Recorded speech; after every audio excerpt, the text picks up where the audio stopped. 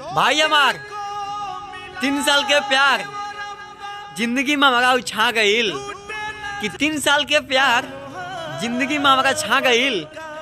सोचनी यार चलो शादी कर ली, पल भर में बुला गई। जुदाई ना सहाई कि हमके रोवा के तू खुशहाल के जिंदगी बिताओ तड़ू, कि हमरा के रोवा के तू खुशहाल के जिंदगी बिताओ तड़ू। कहे जा हमके ना मालूम रहे हो कि तू हमके इतना तड़पाओ तड़ू। मुबारक हो तुमको ये शादी तुम्हारी। कि प्यार में बदनाम हम बनी करे जा, लेकिन हासिल क्यों और कर लेला।